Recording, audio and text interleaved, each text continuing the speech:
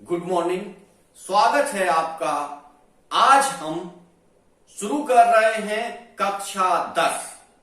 कक्षा 10 सामाजिक विज्ञान यानी कि सोशल साइंस। सोशल साइंस में सिविक्स पोर्शन का सेकंड पार्ट पढ़ाने जा रहे हैं आज। इसका शीर्षक है संघवाद। क्या शीर्षक है? संघवाद। संघवाद होता क्या है? ये विचारधारा है क्या? बहुत आसान सा है, समझ लीजिए इसको। संघवाद का अर्थ होता है कि जब मनुष्य एक संगठन बनाता है, राज्य एक संगठन बनाता है, लेकिन उस संगठन बनाने के साथ संगठन से क्या होगा? शक्ति प्राप्त होती है। संगठन में अपनी शक्ति तो लेना चाहता है, लेकिन अपने व्यक्तित्व को समाप्त नहीं करना चाह रहा है। क्या कर रहा है? अपने को इंडिविजुअल रखना चाह रहा है।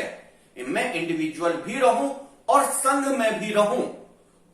उन दोनों जगह मिलकर जब काम करेंगे तो दोनों के अधिकारों के और कर्तव्यों की स्पष्ट व्याख्या की जाएगी। ऐसी अवधारणा को, ऐसी विचारधारा को, ऐसी थ्योरी को संघवाद कहा जाता है। अब देख लेते हैं कि संघवाद का प्रारंभ कहां कहां हुआ, कहां से हुआ। संघवाद मुख्यतः अमेरिका, ऑस्ट्रेलिया और स्विट्जरलैंड में देखा जाता है। अब देखते हैं कि संघवाद को हम प्राप्त कैसे करते हैं, संघवाद को प्रैक्टिस में लाते कैसे हैं। संघवाद दो प्रकार से आ सकता है। एक तो छोटे छोटे राज्य आपस में मिलकर एक मीटिंग करें और उस मीटिंग में यह निर्धारित किया जाए कि हम सारे लोग मिलकर एक संघ बनाते हैं और उस संघ के माध्यम से हम अपने देश का संचालन करेंगे। जैसे इसी तरीके का प्रयास यूरोपीय संघ में हो रहा है, लेकिन वो संघ नहीं बन पाया पूरी तरीके से। राजनीतिक स्थितियां पूरी नहीं हो पाई, वो अटक गया। लेकिन वो बन ऐसे ही रहा था कि छोटे छोटे यूरोपीय देश मिलकर उन्होंने अपना एक संगठन, यूरोपीय संगठन बना लिया, लेकिन राजनीतिक तौर पर वो इसे लागू नहीं कर पाए। तो प्रैक्टिस में आता है, एक तो छोटे छोटे राज्य मिलकर अपना कर लेते हैं, और दूसरा तरीका यह है कि एक बड़ा राज्य हो, वो अपने शासन को चलाने के लिए छोटे छोटे राज्यों को उनके अधिकार दे दे। इसको पूर्णतः संघ नहीं माना जाता है। इसको अर्ध संघात्मक, सेमी संघात्मक, सहकारी संघवाद, कई नामों से जाना जाता है, लेकिन ये इस तरीके से होता है। आइए अब देखते हैं हम भारत और अमेरिका की संघीय व्यवस्था। क्योंकि आपका जो सिलेबस है उसमें है संघवाद और भारत, तो संघवाद, अमेरिका का जो संघवाद का प्रारूप है उसको लेंगे हम, और यहां भारत के संघवाद को लेंगे। दोनों की तुलना करते हुए, दोनों की स्थितियां क्लियर करते हुए चलते हैं। ठीक है, तो देख लेते हैं इसमें क्या विशेषताएं होती हैं।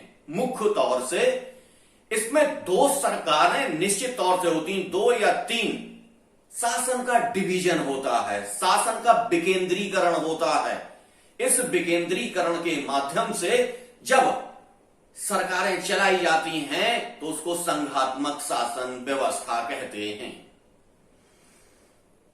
एक ही नागरिक संघात्मक शासन व्यवस्था में राज्य सरकार के द्वारा भी गवर्न होता है और केंद्र सरकार के द्वारा भी गवर्न होता है और स्थानीय बॉडी के द्वारा भी गवर्न होता है। तीनों जगह उसका गवर्न होता है। अब इस स्थिति में कभी कभी राज्य और केंद्र में टकराहट उत्पन्न हो जाती है। उसको यहां ज्यादा जानने की आवश्यकता नहीं, लेकिन ये मान लीजिए कि जहां चार लोग रहेंगे तो विचारों में भिन्नता आएगी ही, तो उन भिन्नताओं में कभी कभी टकराहट भी हो सकती है। इसमें कोई बड़ी चीज नहीं है। आप देखिए, आपके घरों में बहुत सारे बर्तन होते हैं, एक जगह रखे जाते हैं, गिर जाता है, टन टन टन टन की आवाज करता है। ठीक है ना? तो सबसे पहले इसमें दो या तीन सरकारें होती हैं या सरकारों के तीन विभाजन होते हैं, जिनके माध्यम से सरकार चलाई जाती है। अब हम देख लेते हैं कि सरकार की जो शक्तियां होती हैं उनका स्पष्ट बंटवारा होता है। स्पष्ट बंटवारा ही संघात्मक शासन व्यवस्था कहलाता है।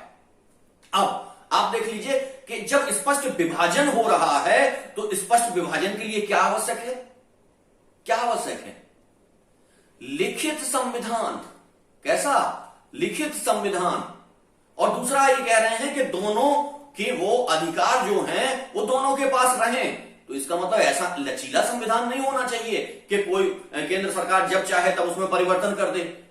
तो नंबर एक लिखित संविधान और नंबर दूसरा कठोर संविधान। लिखित और कठोर संविधान। कठोर संविधान कैसे होता है? जिस संविधान में आसानी से परिवर्तन ना किया जा सके वो कठोर संविधान होता है। जैसे भारत में कठोर और सरल दोनों का मिक्सचर है। वो जब हम परिवर्तन करने जाते हैं संविधान में तो केंद्र सरकार यानी कि संसद तो उसमें परिवर्तन करती ही है, राज्य की विधानसभाओं से भी उस परिवर्तन को पारित कराया जाता है। इसके पश्चात राष्ट्रपति के पास भेजा जाता है, तब वो परिवर्तन मान्य होता है। इसको कहते हैं कठोर परिवर्तन। तो संविधान कैसा होना चाहिए? कठोर और लिखित। जहां अलिखित संविधान है वहां संघात्मक व्यवस्था नहीं हो सकती है। जैसे ब्रिटेन में अलिखित संविधान है तो वहां पे संघात्मक शासन व्यवस्था नहीं है। संघात्मक शासन व्यवस्था का सबसे महत्वपूर्ण अंग है कि संविधान लिखित और कठोर होना चाहिए। अब देखिए संविधान बन गया, दोनों के अधिकारों में वर्णन हो गए, कर्तव्य के वर्णन कर दिया गया, सारी चीजें हो गई। लेकिन यदि कर्तव्य पूरे नहीं हो रहे हैं, अगर अधिकार पूरे नहीं मिल रहे हैं, तब क्या होगा? समस्या उत्पन्न होगी। तो उस समस्या के निराकरण के लिए, वो समस्या सॉल्व करने के लिए क्या करना पड़ेगा? एक सर्वोच्च न्यायालय यानी कि सबसे ऊंचा हो, वो किसी भी सरकार के अंतर्गत ना आता हो, सर्वोच्च और निष्पक्ष हो। सर्वोच्च, निष्पक्ष और स्वतंत्र न्यायालय, ये सबसे इंपॉर्टेंट विशेषता है संघात्मक शासन की। कौन कौन सी? सर्वोच्च, निष्पक्ष और क्या? स्वतंत्र। किसी के बस में ना हो, वो स्वतंत्र कार्य करता हो, ऐसा न्यायालय होना चाहिए। अब देख लीजिए भारत में क्या है? स्वतंत्र न्यायालय है, सर्वोच्च है। अमेरिका में भी ऐसे ही है। भारत में और अमेरिका में अंतर कहां आता है ये देख लीजिए। जब हम शक्तियों के बंटवारे पर जाते हैं तो हमारे यहां शक्तियों का जो बंटवारा है वो 3 सूचियों में किया गया है, लेकिन उनको 4 सूचियां मानिए आप। पहली कौन सी सूची आती है? पहली आती है संघ सूची। दूसरी कौन सी आती है? राज्य सूची। तीसरी कौन सी आती है? समवर्ती सूची। चौथी आती है अवशिष्ट सूची। ये याद रखिएगा।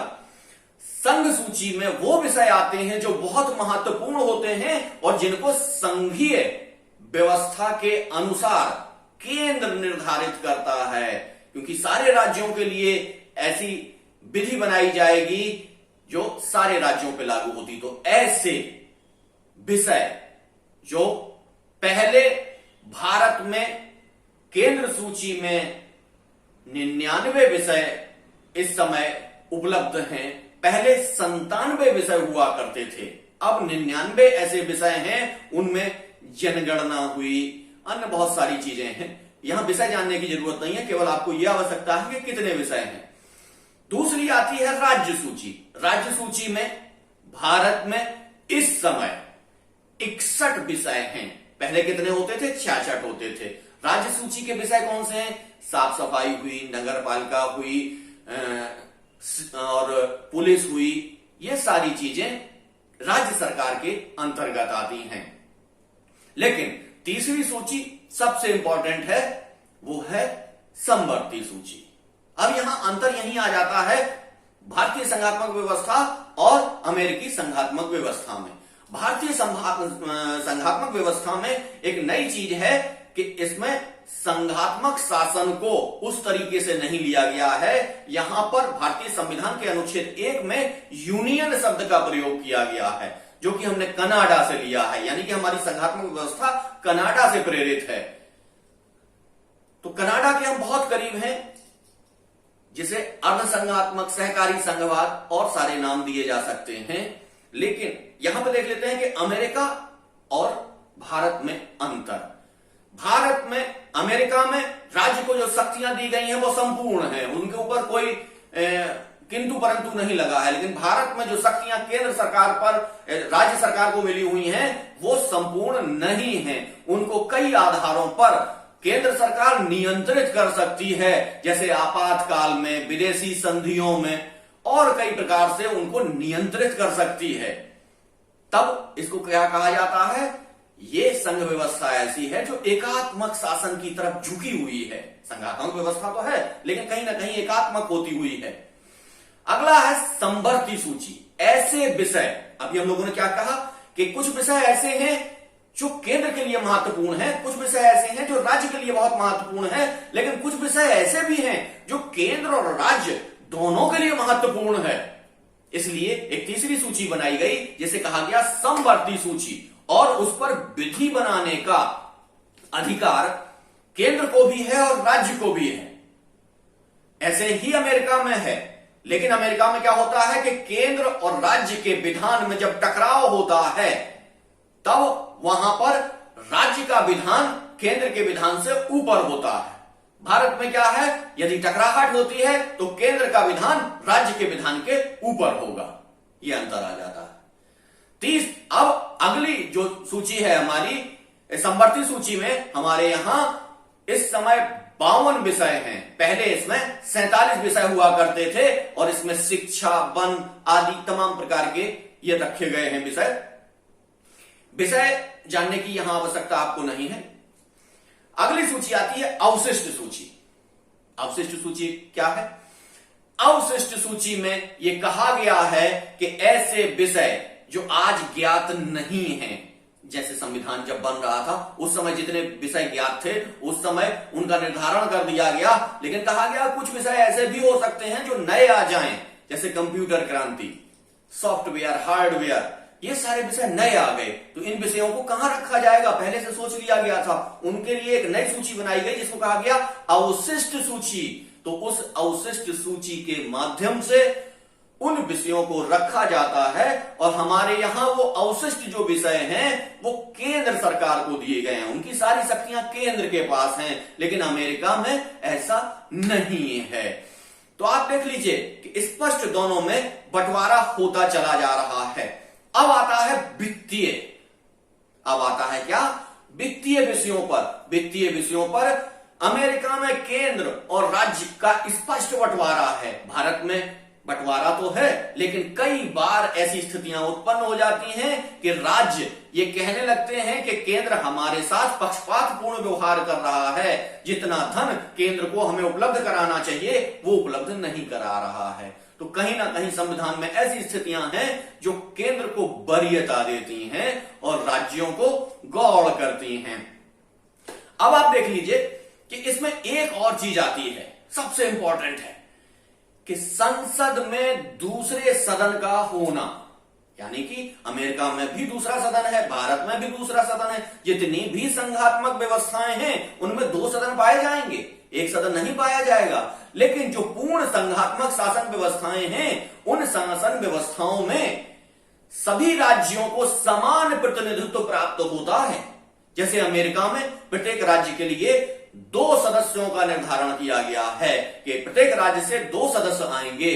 लेकिन हमारे यहां क्या है, राज्यसभा में, हमारे यहां क्या है, राज्यसभा में जनसंख्या के अनुपात में प्रतिनिधि भेजे जाते हैं। कहीं से 1 आता है, कहीं से 5 आते हैं, कहीं से 10 आते हैं। तो इस तरीके से प्रतिनिधि आते हैं। तो हमारे यहां क्या है, समान प्रतिनिधित्व प्राप्त नहीं है, यानी कि राज्य को थोड़ा सा और हल्का कर दिया गया है यहां पे। अब राज्य लगातार हल्के हो रहे हैं, केंद्र लगातार सशक्त होता है, तो इसको कहा जाता है केंद्र मुखी संघात्मक व्यवस्था, यानी एकात्मक की ओर झुकी हुई संघ व्यवस्था। जबकि अमेरिका, ऑस्ट्रेलिया, स्विट्जरलैंड में पूरी तरीके से संघात्मक व्यवस्था है। एक चीज और कि इसमें क्षेत्रीय एकता और क्षेत्रीय विभिन्नता और राष्ट्रीय एकता, इन सब में समन्वय बिठाने का प्रयास किया जाता है। जैसे छोटे प्रत्येक देश में ऐसी विभिन्नताएं पाई जाती हैं जो कभी कभी एक दूसरे के विरोधी होती हैं और जबरदस्त विरोधी होती हैं, लेकिन फिर भी उनमें सामंजस्य बिठाने का प्रयास किया जाता है। अगर सामंजस्य नहीं बैठता है तो उसके लिए सर्वोच्च न्यायालय है, सर्वोच्च न्यायालय उस पर जाके लास्ट में निर्णय लेता है, संविधान है। तो ये सारी चीजें संघात्मक व्यवस्था को एक आधुनिक प्रारूप के रूप में प्रस्तुत करती हैं।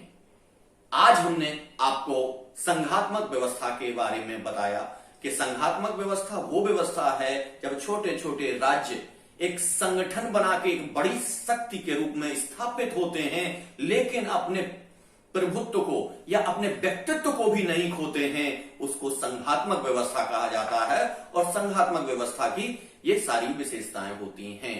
आज का टॉपिक यहीं तक। Thank you.